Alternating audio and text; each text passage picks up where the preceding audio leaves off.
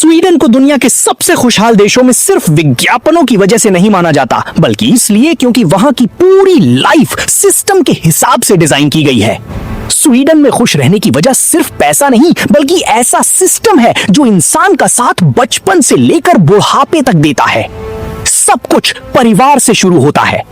जब किसी बच्चे का जन्म होता है तो पिता को तुरंत पेड लीव मिलती है। माता पिता को लंबे समय तक सरकारी पेरेंटल बेनिफिट्स भी दिए जाते हैं। छोटे बच्चों की परवरिश के दौरान पेरेंट्स अपने काम के घंटे कम कर सकते हैं ताकि परिवार के साथ ज्यादा समय बिता सके, सिर्फ काम में ही ना उलझे रहें।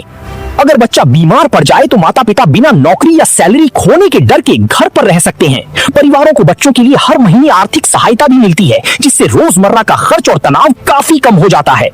और ये सपोर्ट यही खत्म नहीं होता। युवाओं के लिए शिक्षा लगभग मुफ्त है। अगर किसी की नौकरी चली जाए तो सरकार बेरोजगारी सहायता और नई नौकरी ढूंढने में मदद करती है। मकसद ये है कि मुश्किल समय में कोई इंसान खुद को अकेला महसूस न करे। स्वीडन की वर्क कल्चर भी कई देशों से अलग है। वहाँ लगातार काम करते रहना और खुद को थका देना सफलता की निशानी नहीं माना जाता। कुछ कंपनियों में तो कम घंटों की नौकरी का टेस्ट भी किया गया ताकि लोगों की जिंदगी और काम दोनों बेहतर हो सके। रिटायरमेंट के बाद भी लोग खुद को सुरक्षित महसूस करते हैं। स्वीडन का पेंशन सिस्टम बुजुर्गों को सम्मान और स्थिरता के साथ जीने का मौका देता है, इसलिए बढ़ती उम्र वहाँ डर और आर्थिक सुरक्षा से इतनी जुड़ी हुई नहीं है।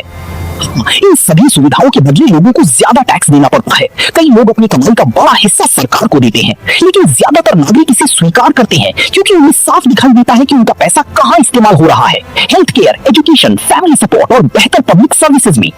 कई लोगों के लिए स्वीडन की असली खुशी लग्जरी या हर समय मनोरंजन में नहीं है। वो खुशी आती है स्थिरता, भरोसे, संतुलन और इस एहसास से कि जब जिंदगी मुश्किल होगी तब समाज उनका साथ देगा।